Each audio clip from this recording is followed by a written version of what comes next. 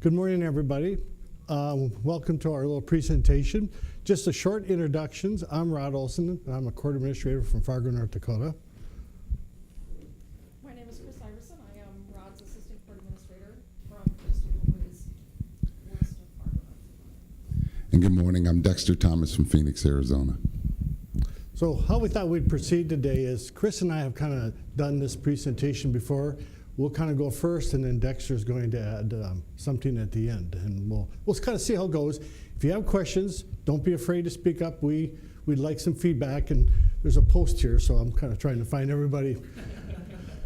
We are live streamed.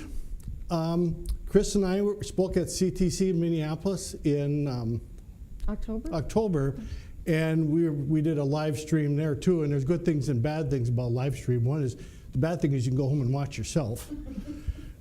We have the same cameraman though, so he follows us around all over the country. Not many people have that opportunity. Last time I was a little upset with him because he promised he could take 10 pounds off. And when I watched myself, that was far from truth.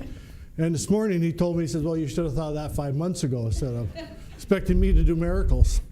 So anytime you do something on live stream or like TV, people always go, God, mention my name. So in order to get this out of the way, good morning, Kathy, Donna, Susan, Sherilyn, and Jim. So we got that done. One thing for you people in TV land out there, we do want feedback just besides people from the room. So I do have my phone with me. So my email address is rolson@ndcourts.gov. That is rolson@ndcourts.gov. Feel free to email me, and if you have a question, we will use it during our presentation. We'll see how that goes. So, the main thing we want to talk about is opportunity lessons in leadership during times of change. In North Dakota, we went from our own case management system, which didn't have electronic records, wasn't e-filing or anything like that, and we went to a new one. So Chris and I thought, and we were the pilot project, we thought this would be a great opportunity to show people, our people, how we can use our leadership to hopefully make it look better. So I forgot, when we did our presentation in Minneapolis by live stream, I don't know why, but we had this huge following from north part of Latvia. So I'm hoping that they're all watching again. So leadership has always been a big thing that Chris and I have done in our unit. And just to explain what our unit is and where we come from, this is a map in North Dakota. And we are in charge of Unit 2. So I'm going behind the post here. I'll come out the other side. Unit 2 consists of this area here, 17 counties in the southeastern part of North Dakota.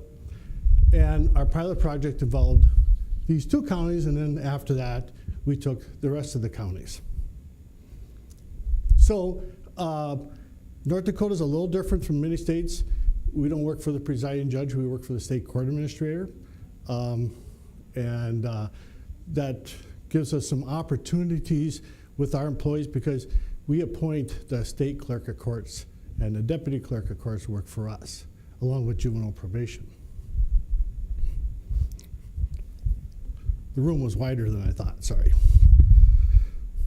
So, our main goal when we started this, we decided we weren't going to overinvest in the good at the expense of the great.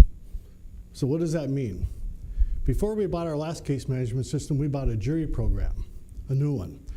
And because we needed to, because the other one had some problems.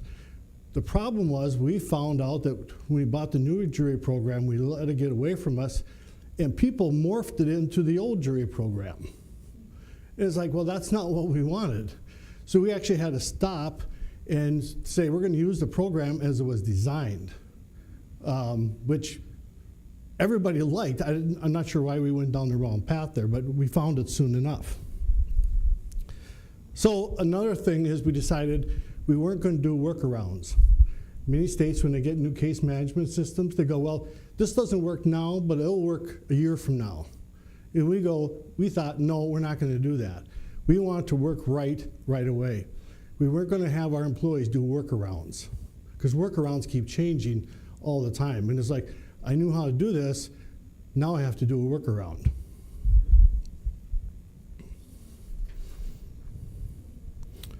So, in our research that we worked on, we found that organizations can adapt to change are always better organizations.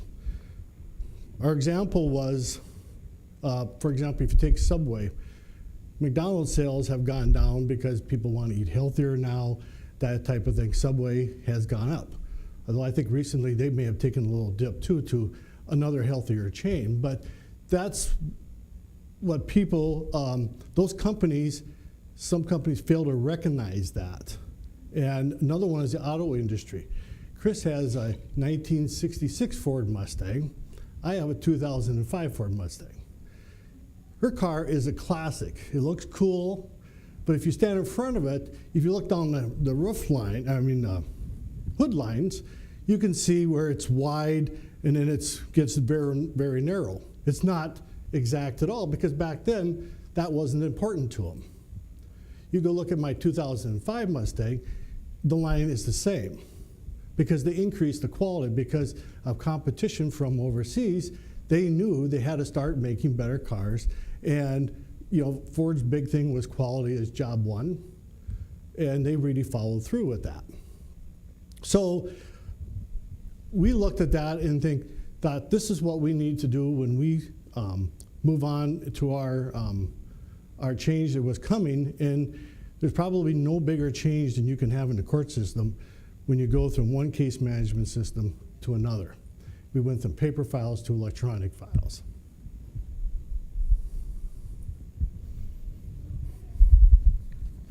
So I'm going to talk a little bit about something I saw in a book that particularly struck me when I was doing some research on how we were going to work through these changes in our organization. And I've listed the book up there. It's John Maxwell's Thinking for a Change. And I really like his books. They're not real thick. They're easy to read, and I'm not here to do an advertisement for Mr. Maxwell, but I like that book because it was all about change and your process when you're going through the change. And he lays it out in 6 steps, and so I've just kind of made this little chart up here. He talks about step 1. In order to change your beliefs, you have to change your thinking. So you have to think that you can change before you'll believe you can change. And the example I like to use for that is, have you read that little kid's book with the little engine, I think I can, I think I can? You've got to convince yourself to change your thinking before you're going to change your belief that you can make that change.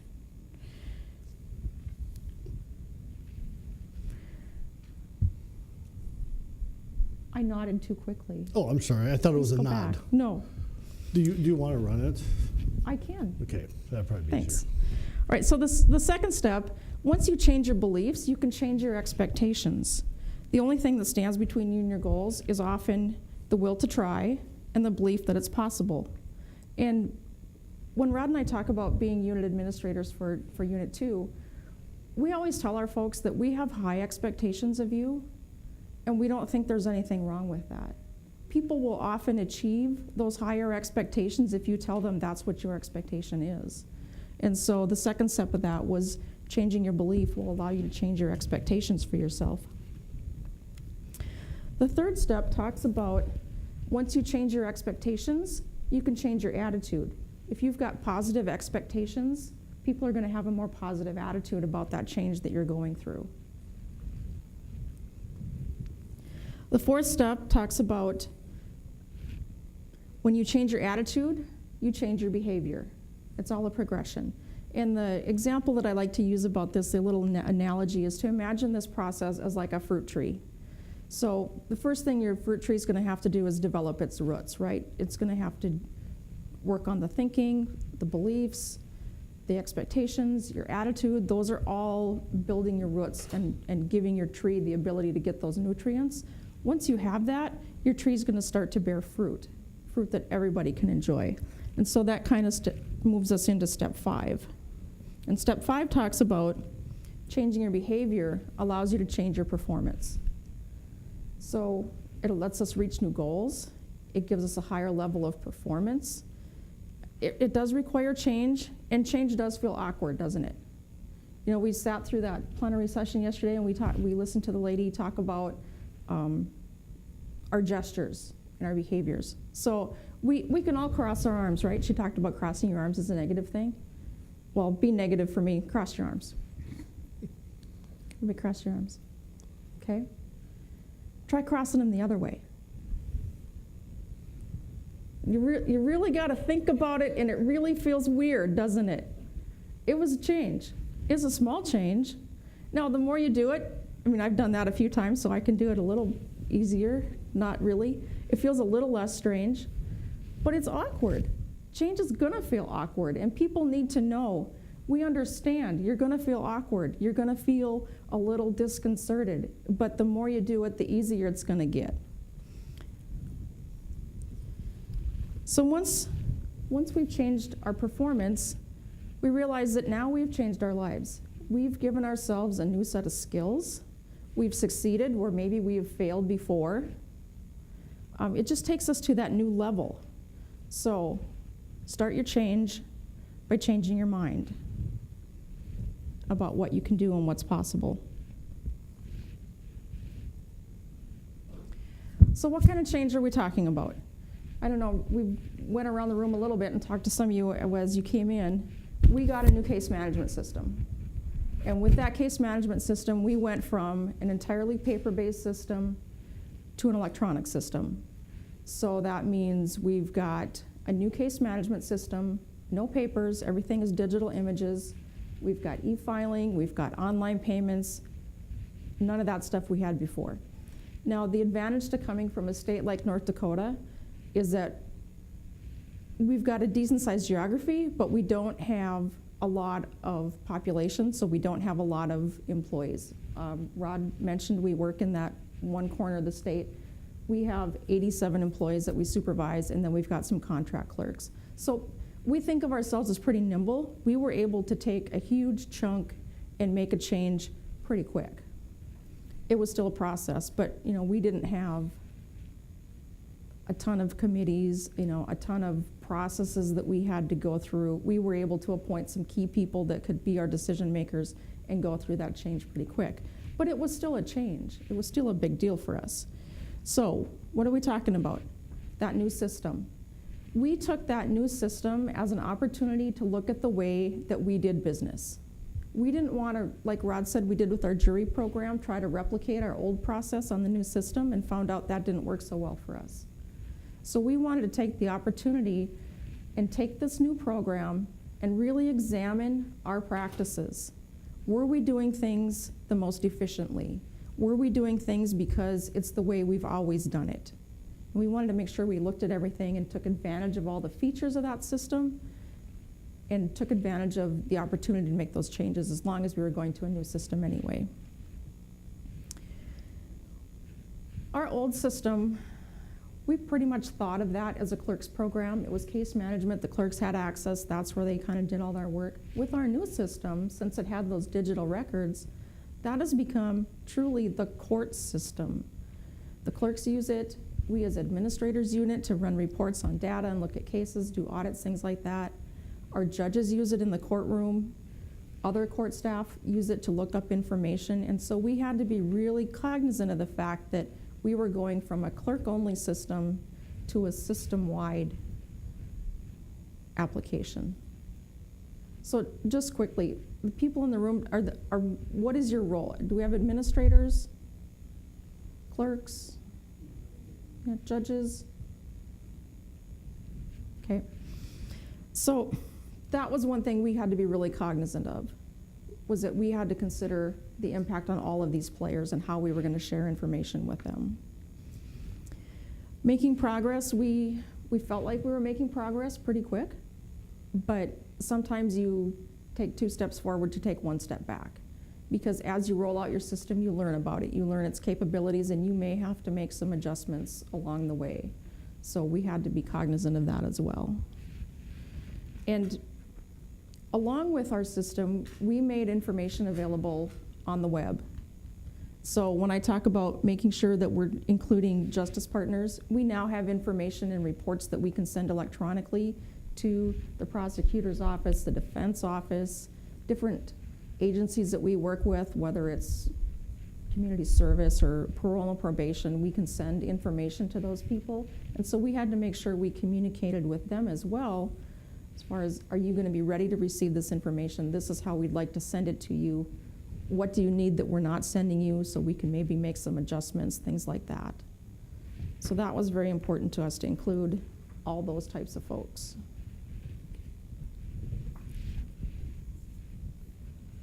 I gotta make sure I don't steal Rod's slides here. This has been a Oh, it's problem still for me. us in the past. It has. That I stole one of Krista's slides. And in fact, last presentation, I was explaining to everybody I did that once, and I turned to Krista and she gave me this look. And I thought, well, what the heck is that about? And then I thought, oh, I took her slide by mistake. So I was talking about that during our last presentation that we did. And don't you suppose the very next slide, I did it again. In fact, I remember looking up at the slide going, geez, I don't remember practicing that one. Because when Chris and I do our presentations, we do our slides together. We figure what we're going to put on them. And then we split them up. And then Chris's slides, I never worry about. I just worry about my own. So all of a sudden a slide came up, I thought, I don't remember doing this, but it didn't stop me from talking, sadly. And he's my boss, so I just let him, just make it up later. Okay, so dealing with change, we wanted to, make sure we share our experiences with you today. We certainly want to hear from you because we don't think we have all the answers. So please ask questions or give us your feedback. How long have you had the new case management system? We went on our new system in 2009. So yeah, we've had a new system since 2009. Yep. So the next part of our presentation, we'd kind of like to explain to you our experience with how our staff dealt with the change and how we tried to help them deal with those things, some of that kind of stuff. And I don't know if any of you were able to attend the session yesterday with the folks from Maricopa County when they went through that engagement process. So depending on that, we might hit some of that stuff as well. So we'll do that. Another thing we wanted to point out was to avoid stereotyping. A lot of times it's easy to stereotype folks. They're a new generation, they should be better on computers. They're older folks, they may not be comfortable with computers. I gotta tell you, my in-laws are 90 years old. They have more and newer technology than I do. I did have to threaten my father-in-law, though, that I was going to tape a thumbtack to his delete key because he keeps deleting files, and then he'll call me and say, oh, this doesn't work, this doesn't work. But, I mean, you can't use age as a basis for how welcoming people are going to be.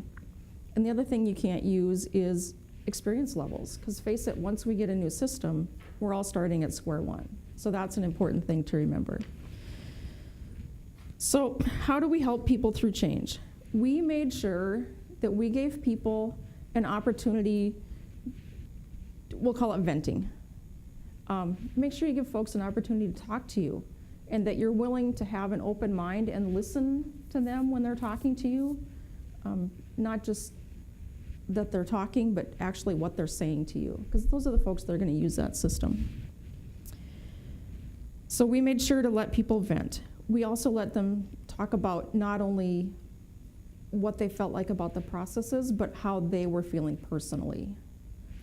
One of the things we did when we first were getting ready to go live with our system, we'd been through all of the pre-planning and the training, and we were kind of practicing.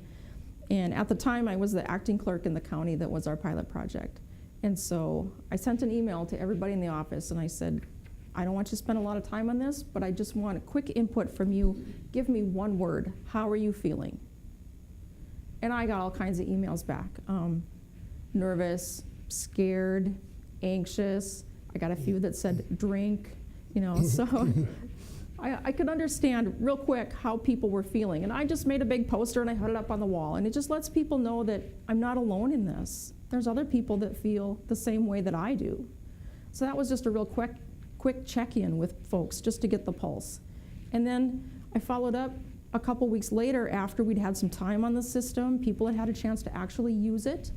I sent the same email. Send me a word now. Give me your word today. And there were a lot of words like relieved, better, happier, excited. So it's just a way to just quickly get a pulse. How is staff feeling? Do we need to focus on something? Are they still really freaked out about this? Or can we move on a little bit and deal with some other issues? So that was one thing we did that was real helpful. We had to teach people how to complain. You wouldn't think that would be a big deal. If I ask you, complain to me about something, you could probably do it, right? But what we found was that we really needed the specifics from people. Don't tell me the criminal screen's not working. Tell me what case you're on. What tab are you in?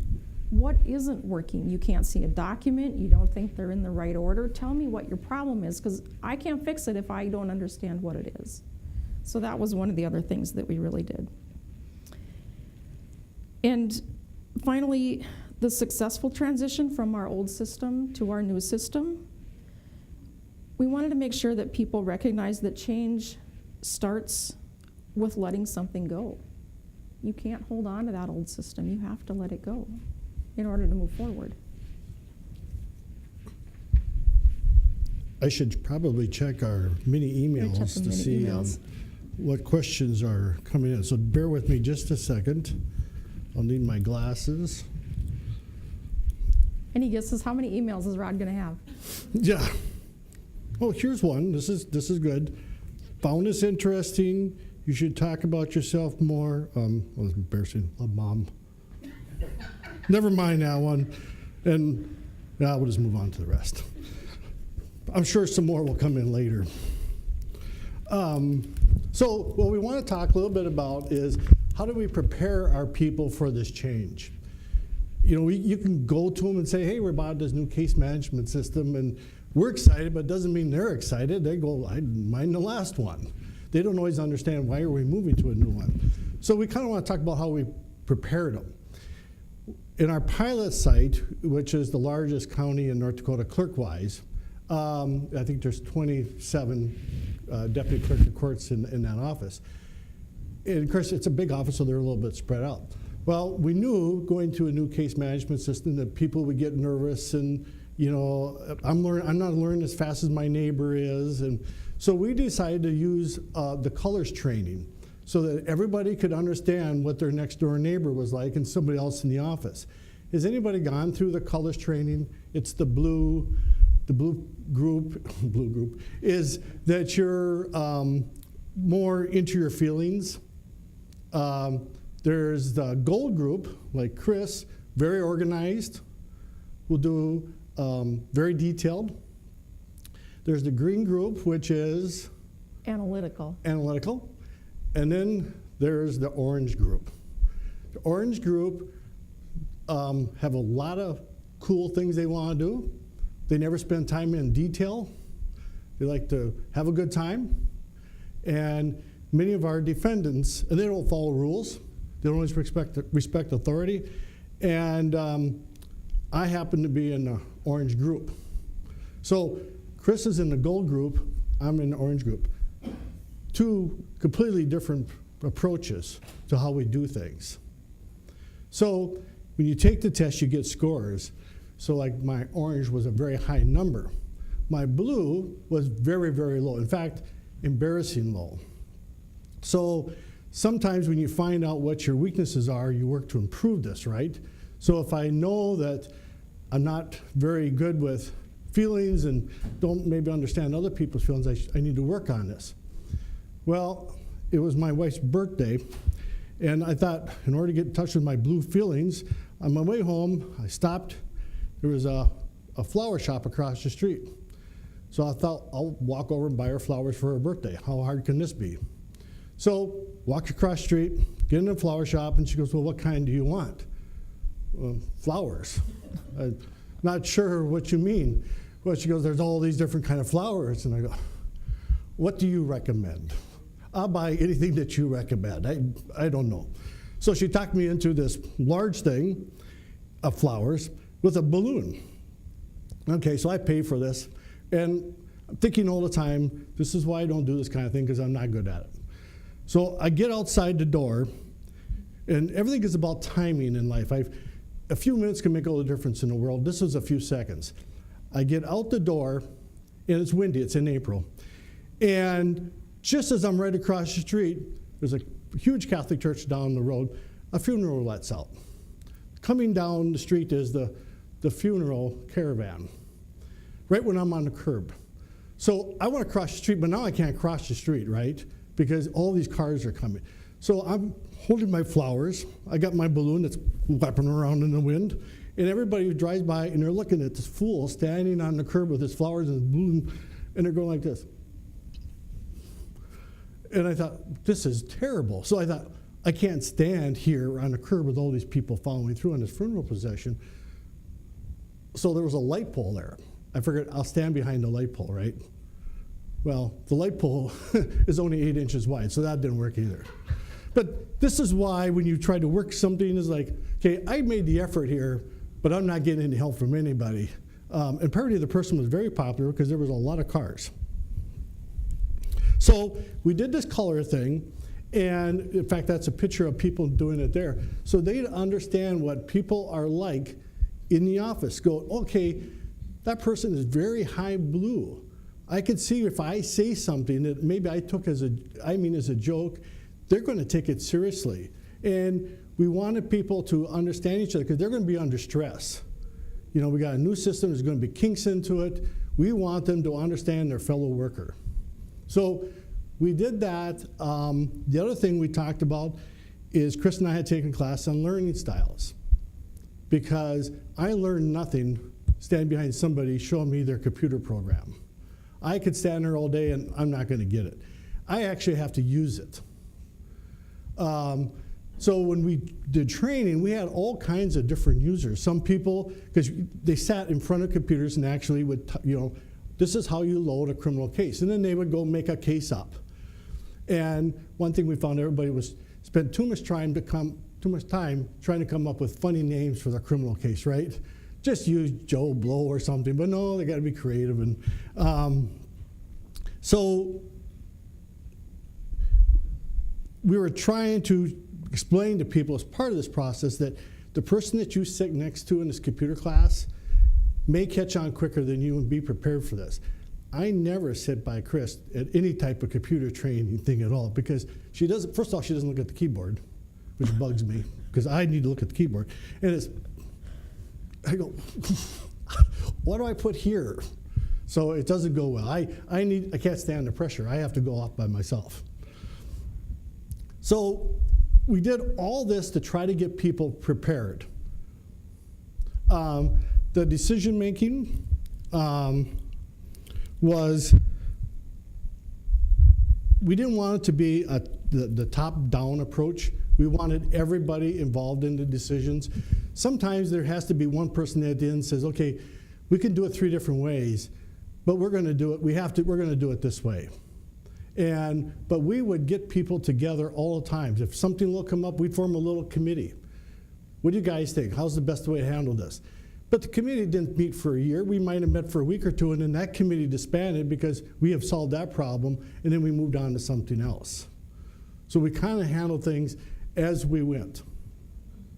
We knew that the work would continue, so our class was a half a day. Half the class went in the morning, half the class went in the afternoon for 2 weeks. So you came back and you had to work on the old program, which is stressful. And you need to make people prepared for that look, we're still going to have court, we're still going to have cases. Even though we're moving to this, you're gone half the day. Be prepared for this. And we're going to get behind. It's all right to be behind during this time because there's no way you can keep up.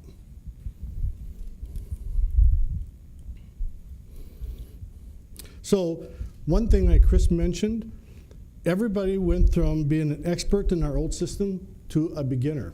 So if you were a deputy clerk in our office and worked there for 20 years, you were nervous because you were learning just like the person who sat next to you who had only been there for a month. And that's hard on your seasoned workers to be put back to square one. And Chris and I attended the training with them. I went in the morning, Chris went in the afternoon because I wasn't going to be there at the same time she was. And so that we could learn. And then when items came up and go, well, what are we going to do here? We can go 5 different ways. one of us would be there to kind of help guide us through and make the decision. And we found that very beneficial. I think the staff liked it because they thought, you guys are right here with us. You're in the troops. You're part of the troops. If a screen wasn't working like we thought or something wasn't working, we could say, yeah, we don't like that either. And you could see the staff being relieved because they thought, oh, it's not just me. Even Rod doesn't think the screen is very good or very helpful.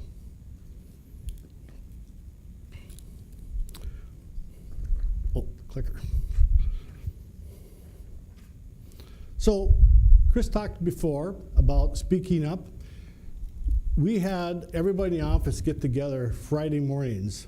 We all meet in a semicircle and we go, tell us what you think. And at first, people didn't want to, it's like, oh, I don't want to speak up, I might be in trouble or something like that. We go, no, speak up. And finally, some brave person go, traffic doesn't work. It's got all these problems. In fact, traffic kind of sucks. Well, good. Now we know, and we could move from there. So once we did that, and we did it often, people felt more comfortable in speaking up. But people are going to complain anyway. I'd rather have them complain in a group setting like that where we can solve the problem rather than hear about it 2 weeks later. And we actually told people to complain to us. We had a judge who go, well, I've been hesitant about telling you this, but I don't think this is working, I don't like it. It's like, no, tell us, because we can get it fixed now. A year from now, we may not. Yes? Did you guys think of an anonymous way? Because, people are worried about, reactions if they complain about a neutral, anonymous way for people to complain to you or give their opinion so that they wouldn't feel threatened. Well, we did, but we actually needed to know, because at that time we had criminal people, we had civil people. Now we're all cross-trained. But at that time, so we kind of needed to know, and we really pushed hard to let people know we weren't going to hold anything against you. You can say what you want. Because I've been involved in meetings where it's like, come in, give us your opinion, and then after the meeting, your supervisor comes up and goes, I don't think you should have said that. Then I shouldn't have been here probably. So we spent a lot of time talking to the group about avoiding that. We really wanted their feedback. And like Chris explained before, you wouldn't think you'd have to tell people how to complain, but you do. So we worked on about the acceptance and understanding. That was, all part of that. Being open-minded. We told people that if you come up with a better way, we will truly look at it.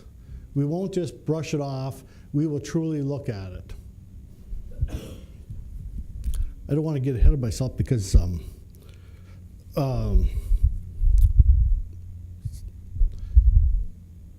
we tried to stress really hard about we were going to make mistakes when we went through this. And we admitted those mistakes.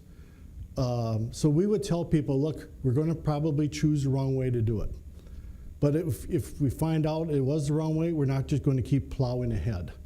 We will stop and we will change it. And when other states came to us and said, okay, you guys went through this, what worked for you, what didn't work for you, the big thing that we sold was admit your mistakes, change, and go on. And sometimes we decide something Tuesday morning, and then we'd find Thursday afternoon that was the wrong choice. But we would admit to it. Now, the staff didn't always like that because, well, thanks a lot. You told us to do it this way, now we got to make another change. There's so many changes coming. And there was a lot of changes at first. But it's better to do that than to keep going down a road that's the wrong road. Not to interrupt, Rod, but since we were the pilot site, we really told people that that was part of our role as a pilot site, was to investigate the different ways to do things and to determine which was going to be the best, most efficient, easiest way, and that, they were going to have to anticipate that we were going to make a few missteps. But I think, like Rod said, just being willing to admit that, we may have made a wrong decision on that. We're sorry, this is why we need your input. I could think that really drove it home to them that was an important piece. Right, thank you. when I mentioned before we have to keep track of who does slides, I have a big black X up here to make sure I don't mess up. So, one thing we talked to our group about was attitude would be everything. That if this was going to be successful, we all had to do whatever we can to keep our good attitude through this change. And it's easy for me to stand up in front of a room or go to my clerk's office and say, let's all have a good attitude through this. It's like, okay, fine. But other states have gone through this, and what I've heard when they went through new case management system or any change is, let me go last. I want to be the last county to go on this.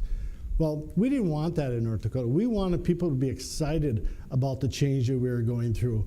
And we wanted people to say, I'm glad we were chosen as the pilot site.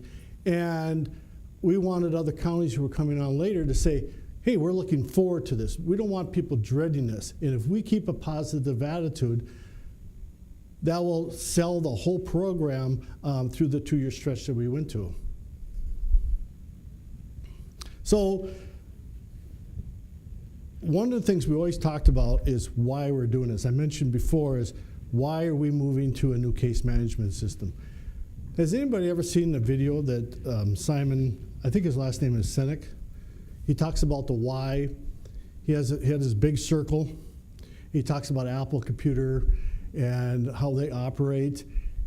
You should really watch it. We went to a leadership class last April, and we saw the video, and it really hit home to us. He does such a good job of explaining the why. And if you explain the why to staff, why we're doing this, it just makes all the difference in the world. Now they go, oh, now I can see why we're doing this. We're not doing it just for the sake of change, because courts are like anybody else. We have fads that go through the system. You know, a book comes out, oh, everybody has to read this book, everybody has to do this. And then another one comes out, it's like, oh, now we're going to go down this way. And you don't want to be chasing the fads. So his video is great. I think it's only about 15, 20 minutes. Yeah, it was one of those TED Talk videos. Yes, so it's a real TED short. Talk video. He does a really nice job. He wears glasses. He pushes up his glasses a lot.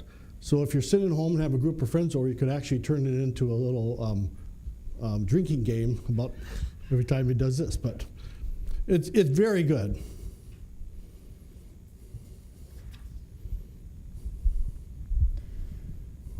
So this slide talks about, progress is often just one good idea away. And we picked this particular graphic because it doesn't always need to be a big idea to start out with. Someone may have a very small idea that is a great idea. And as it goes through the process, you can build on that and turn it into a big idea. The hero is the one with ideas. And what we've always told our folks is, don't just bring us a problem. Bring us a solution. Give us something to go on. What would you like to see? I mean, they are the experts in this business. We've got the big picture. They've got the details most of the time. So we really tried to make a point with them that we were expecting them to bring us their ideas, that we could build on things and move forward with that. No matter what size the idea, no matter what level of worker you are, we wanted to hear those, because in the end, we wanted the best system that we could be, because we were the pilot site. We didn't want this to be rolled out to the rest of the state and have them look back at us and say, why did you do it that way? That was really stupid. We didn't want to have that come back at us. So we really impressed on people that we wanted their ideas and their input. So at the end, what were the benefits that we realized?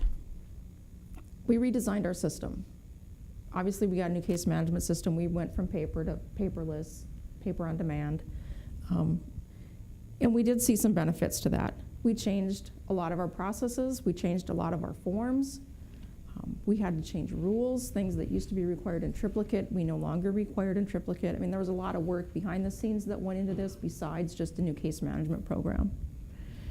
We did see some reduced costs, things like paper, toner, copiers, postage, things like that. We did see reduced costs there. One of the things that not we, but bigger than us, as a state, made a decision early on was that this was not going to be method to cut staff. And we made sure we told staff that. We are not looking at this as being a cost-saving measure as far as staff is concerned. What we were looking for was to make this function more efficiently so that we could have staff focus on different things. Being more efficient, finding different ways to share information, spending more time on customer service and the quality of our records. Because face it, if you go from a paper record where someone has to come to the county and look at your file, you've got that opportunity to look through that file before you hand it over, even if it's just a quick review.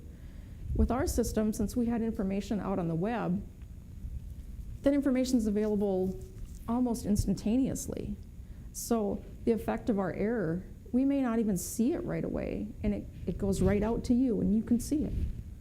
So we really had to make a focus on making sure we had quality records. And so we repurposed that time, the time savings that we had by going to this more automated system and not having to do things like pull files, reshelve files, track down files that were in the judge's office. We didn't have that anymore.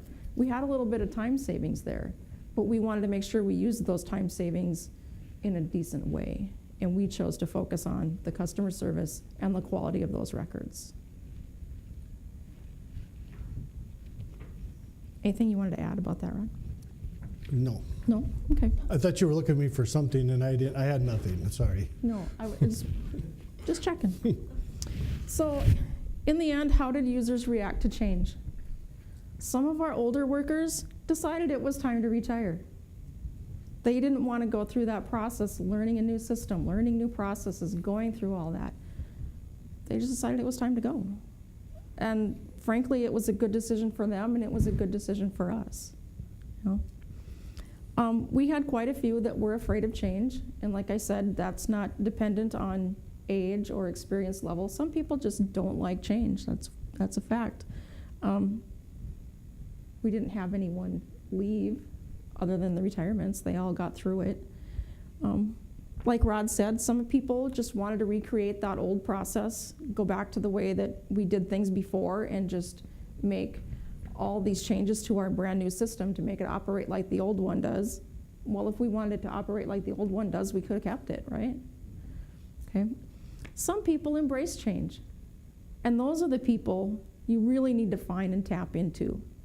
Those are the folks that are change agents for you. Those are the folks that can really do some out-of-the-box thinking and think about, you know, why did we change? Why do we need to change? What are we going to change to? Rod said we'd done the colors training. That really helped us identify some of those folks just through the discussions about what does it mean to be this type of color? You know, what does that mean to you? What kind of person does that make you? So we were able to find and identify people that could step up, that were excited about learning something new, that could be teachers and kind of lead that change for folks in their office. And I know Rod also mentioned that when we first started this process, we had divisions. We had a criminal division, a civil division, a child support division. Through this process, we decided it would be a good idea for our staff to be cross-trained. And so we went to a system where we divided up our filings. We chose to use the alphabet. That worked for us. But people now work on all types of cases depending on the name of the party. So they had a challenge of not only a new system, but a new role, new responsibilities that they didn't have before. It was a change we knew we wanted to make, and this was just a good opportunity to do it since we were learning a new system anyway. And with that, I think we created an expectation that people be involved in change. We had an expectation that people interact with us and give us feedback, and to be really engaged in that process. And so our next slide talks about engagement. And I like I mentioned, there was a session in this room yesterday with the folks from Maricopa County that they reviewed their process on how they do engagement. And so I don't want to take up a ton of time redoing that, but just briefly for those of you that weren't here, kind of the new trend, people talking a lot about employee engagement. And I know yesterday they talked a lot about using an employee satisfaction survey. We took a little bit different approach because we think that employee satisfaction, while it's important, is just a little bit different than employee engagement. You can be totally satisfied with your job, but not really be engaged in making the process better. So that was a subtle change that we noticed from yesterday. So why do we care about employee engagement?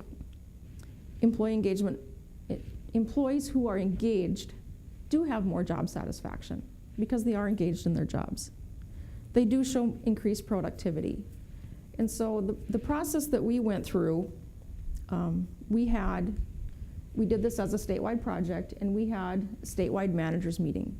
So we had a room full of people about this size, more people, but room this size, and they were our managers. And we asked them, identify 6 topics that you want to know more about from your employees, whether that's communication, whether that's, we need to do processes differently, whether it was public outreach. Just come up with 6 topics that you want to know more about from your employees.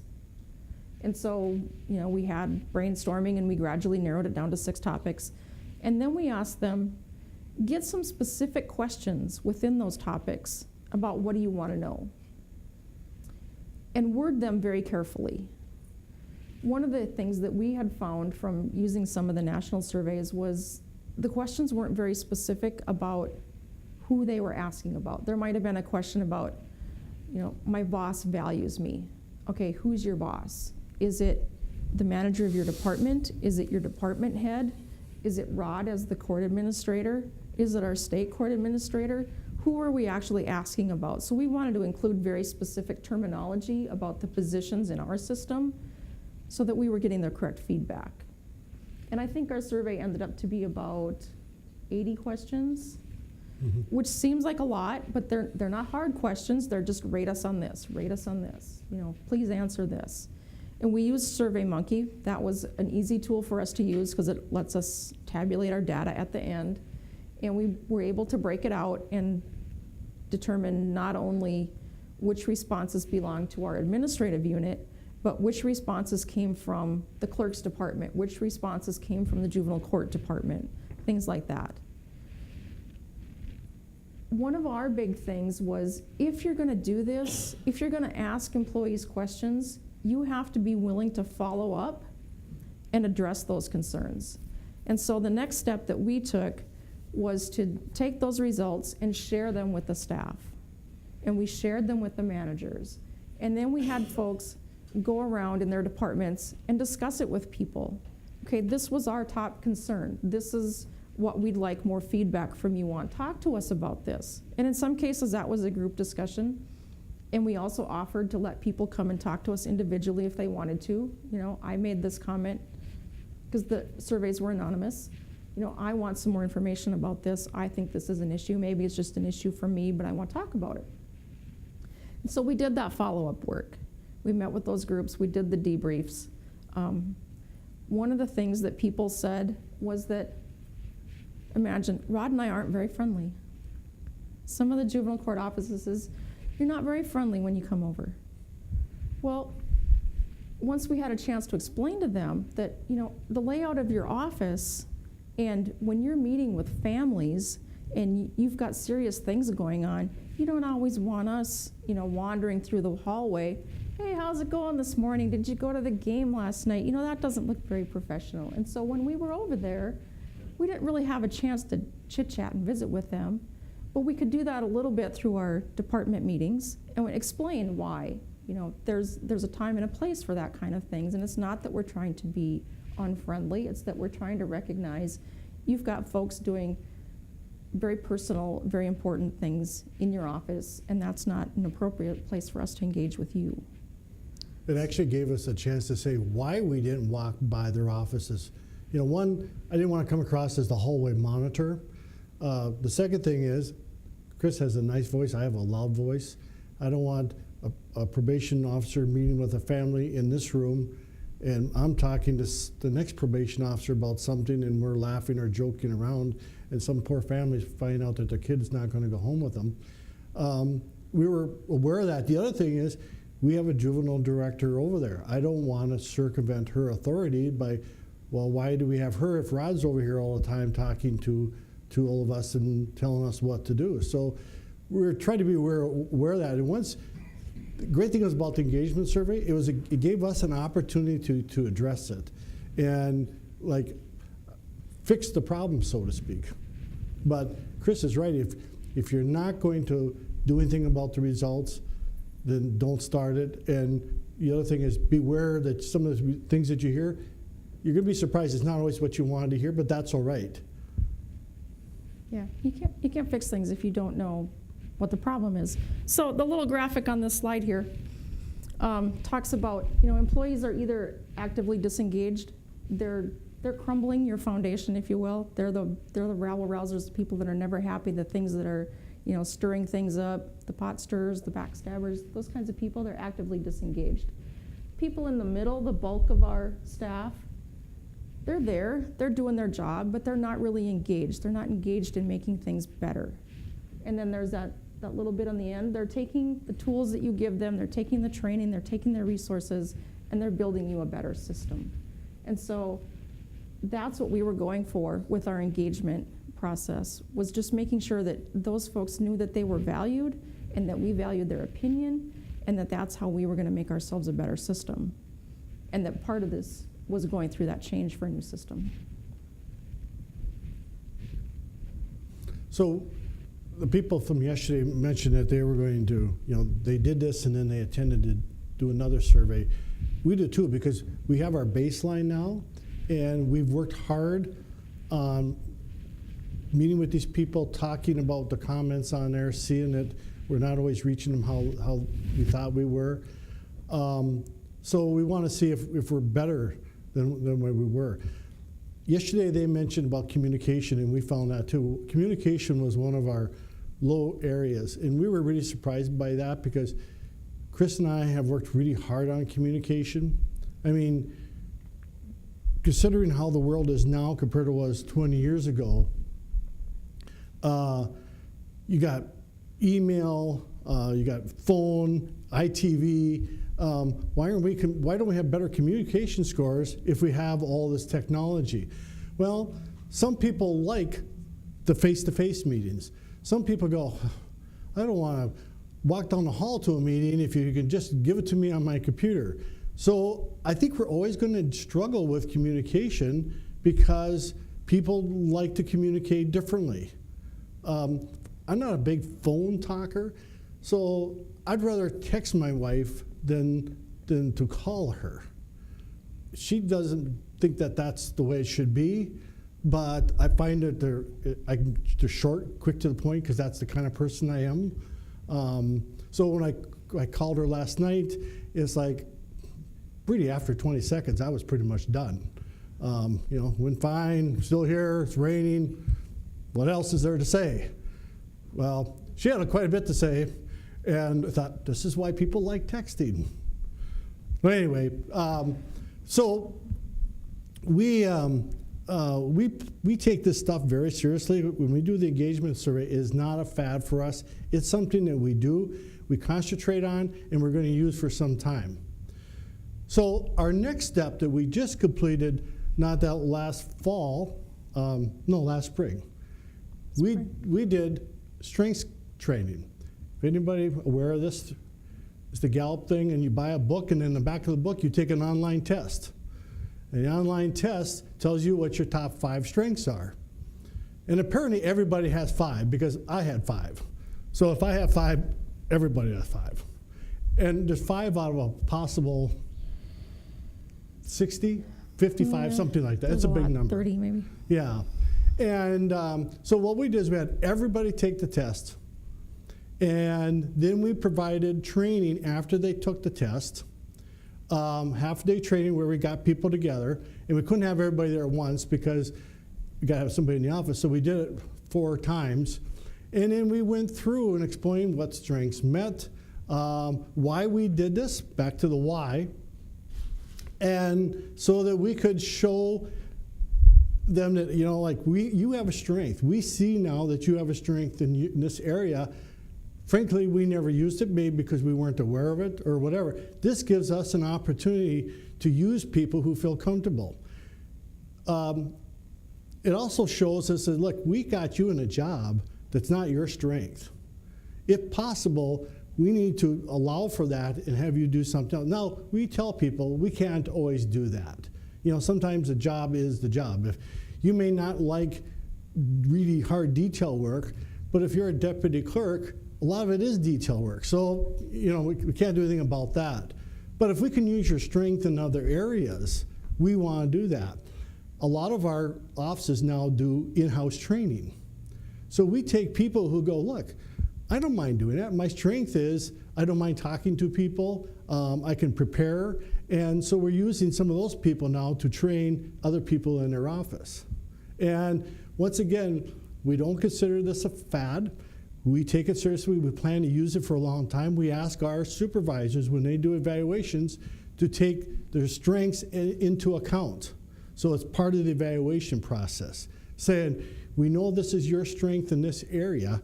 We'll try to use it more in this way. Yes? I keep asking questions. That's right. Appreciate it. When you did the strength training, did you bring in a consultant, or did you guys go to Gallup and learn how to do it yourself in order to implement it? Chris Did you read the book? and I attended the all-day Gallup class. Okay.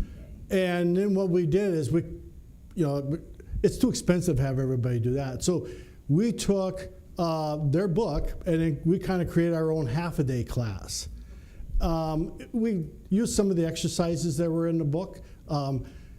This was a great chance for people to work together on these exercises. One thing is you're supposed to draw a drawing of your strengths. It was like, drawing my strengths, you know.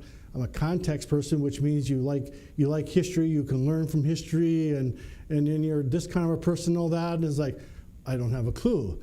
Well, so I drew a picture of a boat, and I'm a terrible drawer, and then had this stick figure standing up on it, and I showed water, so it was like, okay, this is Washington crossing the Delaware. It's the best I could come up with. It's embarrassing. I would bring it today, but it was truly embarrassing. Chris I forgot what you drew.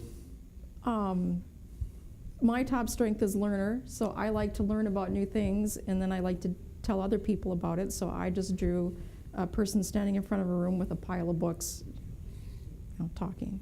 So, yeah. We had one person in our class, her strength was she liked continuity. She didn't like change, right? So her drawing was 2 rectangle boxes that looked exactly the same. And that sums it up so much. Mm-hmm. She's an excellent worker.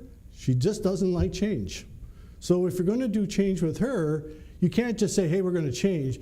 You better explain why you're going to do it. And you got to explain to her, this will be better. Trust us. We're from the government, right? So we're very excited about this. This picture is a picture of that office. Everybody has their name up here and then their strengths. So if you're wondering, why is my neighbor doing this? You go back and you can look at their strengths and say, well, now I knew her color, now I know her strengths. It gets people in the office, because just because 26 people work together in the same office doesn't mean they know each other. And you can't always like everybody that you work in the same office, and we realize that. They're not going to be always your best friend maybe, but that's all right, as long as you can work together. Chris is a prime example of this. She doesn't like me, but she works with me, right? I like you. She puts up with me. Yes? How do you find work balance when you've got some of those people who have a lot of things up there on their strengths chart and some who have hardly any? Well, they all have 5. They're actually, each page is a strength, Yeah. and then that strength lists who in the office has that Right. strength. Yeah. I'm sorry, I Yeah. described it wrong. But then how did you let them kind of gravitate towards certain things that they wanted to do based on their strengths? Well, Or did you assign things? We try to use it, but as I explained before, you can't take somebody out of this world and put it in this world, because their job is this. But if there's some way we can find to use their strength, like I was saying, we took some people out in the office and say, look, you're really good at this. Why don't you do teaching? If we need to have somebody teach about the domestic abuse process, why don't you do that? And it gives the people an opportunity to do that. Somebody would say, look, I don't want to get up and teach it, but I'll gladly write up the procedures. I find I have a couple of staff that are willing to just be the nothings. But I'm not in a place where I can do merit pay or anything. It's like, you are strong and you're willing to do X, Y, Z, but you're in the same pay grade as this one that's willing to be the nothing person. And how do you balance Well, we try to do that through expectations. Back when I first started, North Dakota didn't have job descriptions. So Chris and I worked very hard on job descriptions, and then so we'd say, this is part of your job, and then we always put expectations in there. Okay, this is what we expect you to do in this area. And we want to slowly raise everybody's expectations up. So, okay, there's always stars in any office. And then there's people who do a really good job, but that doesn't mean they do a bad job. You know, it's like the trouble with the evaluation process, if you have the 1 through 5, okay, 3 is meeting job requirements, right? The trouble is people look on that as a C. That's not a C. That's probably the A, and then you got the A plus and then the A plus plus. So we kind of did that to ourselves for many years ago when we did evaluations. We didn't do these right, and people got the wrong idea with them. Did you want to say something? You're looking at me. I'm looking at you because you were talking. But I do want to say something, can I? I mean, if you look up that Gallup thing and you see how many different strengths there are and what they mean, because just because I'm a learner and you might be a learner doesn't mean the same thing to each of us. You may like to learn just for your own benefit. I may like to learn because I want to tell somebody else about what I've learned. So it can manifest itself in different ways. But you may find that you've got someone who is, maybe their strength is harmony. They like to find solutions. They like to work together with people and find a balance. And maybe those folks are better suited to doing customer service. Maybe they need more counter duties. Or if you find somebody that is really analytical and they like those numbers and that part of it, I mean, maybe they should have part of your day-end balancing. Maybe that should be part of their task. And part of it, just to tie this together, and I don't know if you were going to go there, Rod, but I'm just checking our I'll just messages here to jump see if in. you have anything. Go ahead. If you can identify and use people's strengths, that increases their engagement because you are valuing them as a person. You are using what they're good at in making your organization better. And so if you can figure out what their strengths are and figure out a way to use them, whether it's part of their normal job, whether it's on a committee or a special project, you're going to be engaging them. One thing, when you deal with change in the court, I first became a clerk of court in 1985. And I was telling people last night, still we had the old books back then. And if you were going to add a notice of motion to a case, you took one book out, and you looked up the case, and it said, go find G, page 135. So you pulled out G, and these books were big. And we had these big counters that sat down like this, and you G, and you open 135, and then you would hand write in notice of motion and the date that was done. That was the index for the case. That's the way we did it. Sadly, in my same county, in 1879, that's how they did it. So 1879 to 1985, we were doing things the exact same way. That to me is just so remarkable. They invented the plane during that period, the telephone, and we were still using our big, and these books were big. So now we have this flood of change just coming recently. You know, we all had our first case management system. The old, looked like we're sending a rocket to the moon, you know, the 60s type of thing where you had to put this data in, this line, and you had to put a Y or a C because that code meant something, and you had codes like a 235 or a 110. And now we go to these ones that have drop-down menus. It's harder to make mistakes. It does all this for you. There's digital records. You know, it's like when we first went there, some of our judges go, well, where's the file? You know, it's like, well, it's in the air, you know, but it'll come down to your computer screen. So the change that we have gone through in the last 10 years has been more than happened in the 120 years before that. So what's coming in the future? My grandkids use tablets all the time and with their finger, right? They don't use keyboards, everything's finger, right?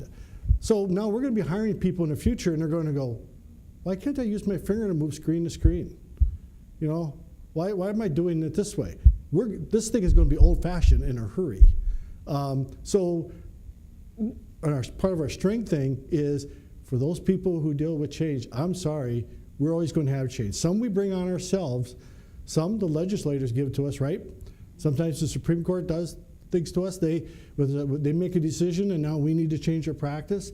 So we're always going to have change. Now, our big thing is we want to do change well and not fall into what a lot of people do, and they react to the change. We want to be out in front of it. So, any questions? And then we're going to let Dexter go ahead, who's patiently been waiting. Okay. Well, good morning. Really what I'm going to do here is actually engage you guys and talk about technology from an engagement standpoint and kind of recap some of the things that Chris and Rodney have went through. You talked about engagement. The reality of where you guys work and the work that you do, I guess I'm going to come from a reality perspective. You have employees and you have participants, but they all play a role in your organization. You guys now as managers and deputies and clerks, you guys are coaches. And what I mean by that is you got to know where to put your players at. If you have a superstar like LeBron James, or you have a Kobe Bryant who's in his fading career, you know, where do you put them in at the game? Where do you have them placed on the court so they can succeed? Do you have your best hitter batting ninth, or do you put them at cleanup? Do you have your best person that does this at the end of the bench and never around, or do you have them in the game when you need them? And so when you think about technology and you think how you're going to move forward and how you're going to engage, you got to understand your players. You have to understand your people. And you have to position them to succeed. They're not going to succeed on their own. Yeah, you're going to have a few. And if you look at all the studies and the strengths, you'll have a few people that will jump up and want to participate and want to jump right in. That won't be your 90% though. So now you got to start thinking how you draw it out of them. How do you engage them? How do you get them on the court? Okay? And so those are some things to talk about and think about. Because the one thing when you think about technology, you guys have been to enough conferences, you've had webinars, you've met enough vendors. Everybody knows when I say the term. Does anybody here not know the term e-file when I say it, or what it at least means to them a little bit? Back scanning, image documents. You guys see all the smiles happening because you've heard that, okay? But the technology itself is not as important as what you do with it, what you expect from it. Because I'm going to tell you something. The vendor is going to sell you everything. They're going to give you everything. They're going to promise you everything. But when you look at your budgets, when you look at your day, when you look at why you work in courts, what's the one thing that, and Rod and Chris have talked about, it's never going to change? It's called people. It's called personnel.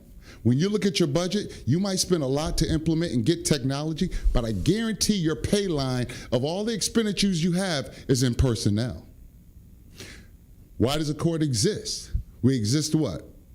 Serve the public, resolve disputes for individuals looking for some resolution, right? It's not good. The computer doesn't change that. The technology doesn't change that. The e-file doesn't change that.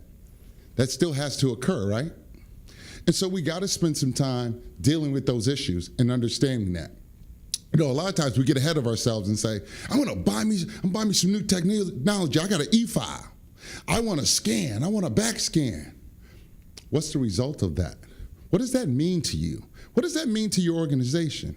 You know, by just a show of hands, there's another phenomenon that's going on too, and they talked about it. Are you a centralized court system? Are you run by your ALC? Are you a local unit where you can kind of branch off and do your own thing and do your own homegrown? Those play huge factors into what you're going to do with technology. Where you sit at the table, are you eating on the first part of the prime rib, or are you getting the pieces that are left over on the plate? Doesn't mean you don't get a voice, doesn't mean you don't eat. It just at what point in time. So when you talk about engagement as well, think of it as for yourself too. What part of the seat are you in? Where are you at? Where are you going to engage in the process of the conversation about technology? One of the other things I want to spend a couple of seconds talking about is attitude. Attitude is everything. If you think you're going to get into technology, you think you're going to move forward, and you're not going to have any failures, you already set yourself up for failure. There's going to be failure. So you got to realize how you're going to deal with that, how you're going to find success in that failure. You can watch some of the greatest guys who've ever had in technology in terms of like Steve Jobs and those guys. And their first computers and when they were building Microsoft and Apple, they failed a lot. And now, some of the richest people in the world because they finally got it right when it comes to technology. And so your courts are going to be the same way.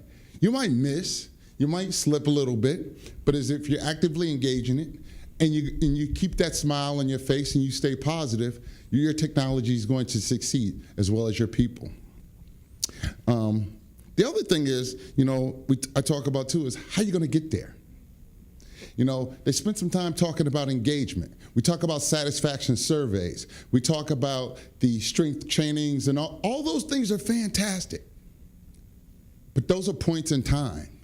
When you're dealing with technology from a leadership perspective, you better be engaging people all the time. Because you know why? Do you just turn on the lights some days?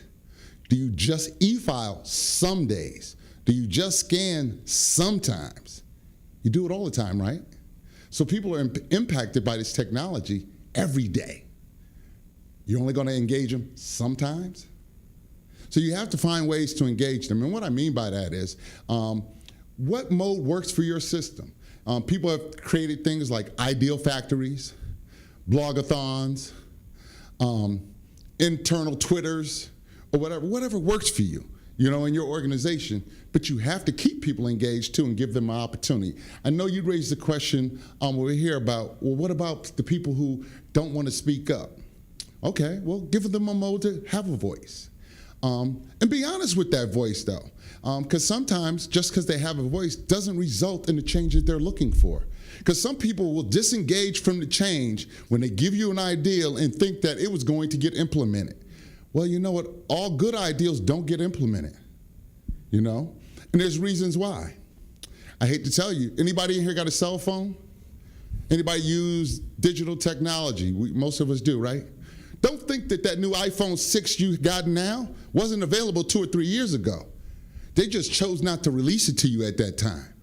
The pixel, remember when you first got your first cell phone? We were all into pixels and how good the picture takes. It's not even an issue right now. But don't believe that those pixels and the better pictures weren't available years ago. It's just that we weren't ready for it at that point in time, so we slowly got into it. So change happens like that. Because I remember, I guess I maybe say 10, 12 years ago, everybody used to flip those phones out, beam me up, Scott, or you walked around with the big bag like you were on MASH. Can you imagine having one of those phones now? But you didn't see people in high-tech positions walking around with big bags of phones. They had, how do I get one of those? Well, they were too expensive at that time. Prices driven them down. Everybody's got a different phone. So think about technology from this point, too. And I'm going to wrap up soon so we can have some more conversation. You're in technology that's old, even though it's new to you. So you better start thinking about how you're planning for the next technology, because Rod already hit on it. I got a nephew. 2 years old. He got an iPad. He ain't typing nothing. Finger going across, he get on Netflix, he hitting buttons. People in courts, that's gonna be in your court too. You're gonna have screens where you're swiping, whatever. It's gonna come your way. And so you're gonna ever be evolving. What version of Windows are you guys on? Because we start off with Windows 1.2, Windows 2, Windows 5, Windows 7. What we up to, Windows 14, 12, whatever, whatever your county or court can afford. It continues to change. So you got to evolve with it. I remember when I got the new Windows, I was like, oh, I like the old one. But you learn to use your new Windows. You know, when you went from maybe a laptop to a tablet, a little bit of a change, but you aren't, tablets are lighter. I don't have to carry that big bulky bag hurting my shoulder.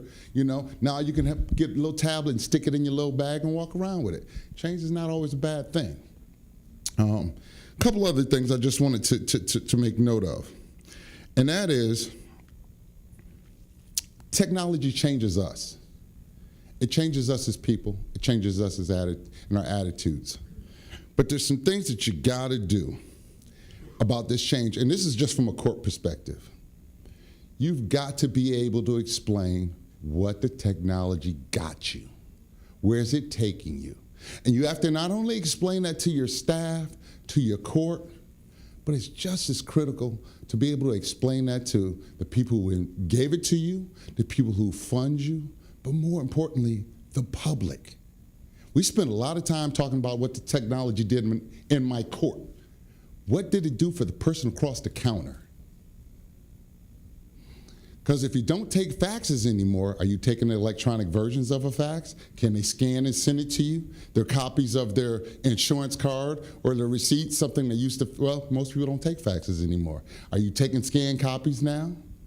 Are you allowing more access to the information? Maybe there's certain parts that they can't see, but is it more readily available so they can see stuff online?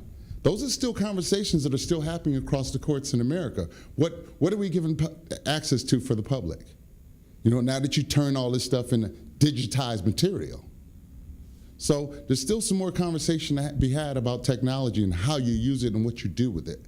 But it's an ever-growing field. It's an ever-growing thought. And as court administrators, you guys have to understand that it's important, and it's not going to go away. You're not going back to the three carbon carbies and the typewriter where you used to type some of that stuff in because it wasn't in the computer. Anybody ever had some of them silo systems where you did part of it in the system and you put the 125 code? Oh, but we don't have a code for that one, so we go over here and type it on the three-page forms and hand things out. Well, you're not going back that way. You know, so where you want to going forward. And so you got to give it some thought. You have to give it some consideration. And then the last thing is, and I say this with all sincerity, you can plan, but we all know things happen in life. Things take us off plan. Things take us off key, you know. How many of you have gotten to work and be like, I was going to do this today, and 3 days later you realize you didn't get to this because things happen. Well, technology is going to be the same way for you. You're going to think my go live date is this day, and I'm going to have all this in place, and I know they can speak to it, and it didn't happen that day. Well, okay, but you still move forward. And so I would argue with you, attitude is everything. And just understanding that when you embrace the change, that it's going to happen. There's also some simple things because everybody can't afford it to do the 2.0, and you know there's the Myers-Briggs and some other stuff. You can start with a simple book. It's cheap. You can even get it offline to have the conversation about who moved my cheese, the hems, the haws, just simple conversations about people. Understand, even though you're dealing with technology, and I'm going to end with this because we're getting close, and I want to see if you guys have any questions, you're still dealing with people. And at the end of the day, technology costs. Make sure you're maximizing it. You know, I tell a story, and I'll end with this story. Someone was buying a car, and they had to have all the bells and whistles on the car. Beautiful car. They live in a desert, dead desert. Why the big button in the middle say snow package? You can push the button when you're in the snow. You bought it though. Your technology is the same way. You can buy some technology. If you don't know what you're buying, you're gonna get everything. This is a true story. I was dealing with a court recently, had some video technology, and we were gonna do a video conferencing. It took them a week of trial and error, and when we finally did a video conference, they still had to call me on the cell phone. But you bought it, and you can't use it or don't know how to use it. Why'd you buy it? So think about that from that standpoint. And then the last one is engage everyone. You know, I was working with another court recently, and I asked the judge about, you know, show me some stuff, and he's doing some stuff. He said, oh, but I don't use that. They're going to have to redo that, and I'm working with them. Okay, that's fine. But you know what that's called when you have the company come back in and give you something else, right? That's an add-on. That's an extra charge. That ain't free. That ain't in the contract. So what you pay for, you don't use. What you want them to do is more money. Just things to think about when you're thinking about technology. And I think they hit it well. You don't have to buy it all in the beginning. You know, if you're not going to use all the services, don't buy all the services. Don't invest your whole bankroll up front when you're not sure. Be sure, would be my only advice. And with that, I'd just like to open it up to any questions, any comments, anything anyone like to say. I know you. I have more questions. Okay. So, I'm Okay. pretty loud. Go ahead. So when you guys were working on the change after you implemented it, and you said that you had some people going to some classes, did you have, what were the economic costs? Did you give people overtime so that when they went back to the office or comp time? No, because we don't pay overtime, we only do comp time. And the trouble with comp time, you just kill yourself down the road, right? Yeah. We knew we were going to get behind. The big thing that we did is we went through every one of our practices, business practice, and go, just because we did this in the way before, there's got to be a better way. If we found out we could do things a lot faster, just because we did it that way doesn't mean we're going to do it that way in the future. And we saved a lot of time, and that's kind of really what helped us catch up was these efficiencies that we found in the system. When another state came to us to visit after we went on, they actually, one of the nicest compliments that they gave was that you guys are the first state that we visited that just didn't go to a new computer program. You changed the way you do business. And that was the big thing that helped us. And there is time savings going from paper to, now we don't want to lay anybody off because it's not that type of time savings, but there's things, this task used to take 5 minutes, now we can do it in 2 minutes. Something else, we could save 10 seconds on every case. That adds up. And Chris and I do another one of these little things, and we talk about the quality of records. It's not just moving to electronic records and say problem solved, walked away. If you don't have quality in your records, you haven't done anything. So it's not only the quality of the paper coming in so you can read it, it's what's on your system. Because back in the old days, if somebody was sentenced, it might have made the paper, 4 days later, right? It's in the public eye now within seconds after that sentence is done. Because in a program, in the courtroom, we put that sentence in our computer system, and it's out in the web in no time. So if we did it wrong, it's out there wrong right now. And that's another big topic that we have for another discussion is quality of records. We talked about expectations. One of the things that we told people we expected was that they were going to fall behind when they were still trying to keep up with their old caseload and trying to learn the new system by going through training. We expected them to fall behind, and we just told them, we know that's going to happen. It's okay. You can't do anything about it. It's just a natural consequence of the process we're going through. Go ahead. Are you guys seeing more citizens or people from the public expecting to be able to interact with the court sort of online or through their phone instead of having to come in person? You know, you hear all this stuff out now. It's like, well, why can't I testify from the grocery store? Okay, do we really want the court to turn into, I mean, that bothers me. I know I'm a little bit old school, but I like to think that I don't mind technology. But we need to keep that respect in the courtroom. And even our ITV with people from jail, it's not the same as they're in the courtroom. We lose something, and I'm real hesitant about starting all this type of thing like that. There's legitimate reasons for doing it, don't get me wrong. But I just think let's not run in and get carried away and do the last thing. And I would chime in on that. But there are some practicalities that the next generation and people that we serve are going to be used to and want. And one of them is if your court takes fines and fees or payments, how many of you people actually send a check anymore? Don't you use bill pay, or you go to their web app to pay your credit cards, you pay different things through apps?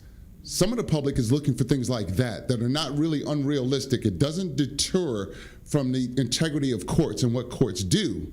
It's just a service. And so I think Rodney has a great point. Breaking down the decorum of court versus what's a service. There are some service applications for technology where people can just make their payments. They don't have to, and it's better for you because it's already in the system. You don't have to worry about if it was a bad check or did it go through.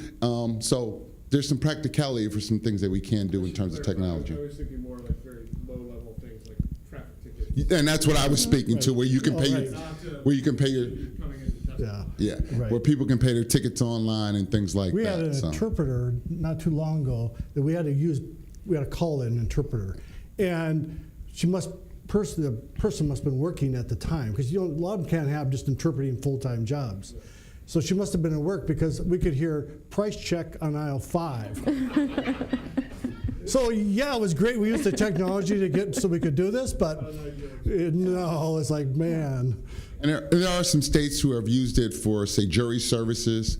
I know there's some parts in California, Orange County, where you can go into the system and get a change of date. If you're supposed to appear on a traffic violation today on Tuesday, they give you a couple other options because maybe Tuesday's a work day and you can't miss, but you have like Wednesday off and they'll work with you. And it saves the human person from having to do all that and have that conversation. So there are some practical applications out there and some courts are doing it. Our attorneys love it because everything is available within their law office. They can see every document, every case.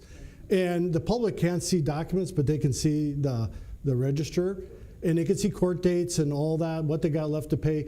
There's a lot less people at our counter than what used to be. I'm sorry, I interrupted you. Now, we've utilized for jury management, we've eliminated cattle call. You know, it's everything now, we can just send out a text when they're supposed to show up for their jury summons, and, or whether or not it's been canceled. Everything's pretty much done electronically nowadays. Go ahead. I was actually just gonna make a comment with respect to technology. I actually work on the contract, so I'm on the other side, not really in the courtroom. But, one thing I've seen with several projects is like the failure to plan or to wanna do the legwork before implementing some major technology project with respect to what are your needs, what are your wants, what are your nice to have, and sort of breaking it out. People kind of. That's really a good point. We did an RFP, but you think your RFP covers all that, but it doesn't. But one thing is, we do another little talk too, and one thing we talk about with that is, your vendor does not have all the answers. Trust us. Because when we talked about moving digital records, like before you took the file up to the judge, right, with a little note saying, here's a motion file, what do you want to do with it? Well, now you couldn't do that anymore. So it's like, well, how are you going to do this? Well, our vendor suggested, well, send the judge an email. I said, well, we'd have to keep all those emails because we're going to get into this little thing. I sent it to you. The judge goes, no, I never got it. So we'd have to keep the email to prove that we sent it. So actually, Chris goes, well, what's this little thing for? Well, that's how, because the system was made for when you still have paper files. That's what people checked out a file, where it went up to the judge. So he said, well, couldn't we just use that to move the file to the judge, and the judge will get a report each day saying these files have been moved to you and this is what you need to do on them? Yeah. So we kind of invented that for the company, and now they go around and teach other states how to use that. We should have patented it. Yeah, it doesn't have the Iverson name on it. No. And that was one of the points I was making about when you're engaging in this technology, know your outcomes, know what you want it to do for you, your court, and the people you serve. That is so important. The planning process, like I said, I started off. The vendor's going to say the technology exists to do the things you want to do, but what is it you have to know what you want to do. And you have to spend some time planning that and phasing it in different parts and picking the priorities. Yeah, I'm actually from Orange County, and that jury management system, we've had to go back several times because our vendor actually told us they could do things, and then you come to find out it's like a miscommunication, or they said that they could do something, but you actually, in reality, they were gonna call it a change order. And the famous words, it's coming. Yeah, well, so is Christmas. So, well, we taken up your time. Did you have any other questions? Lunch, we never want to be late for lunch, right? Well, I would like to thank everyone for attending today, and have a great afternoon. Thank you.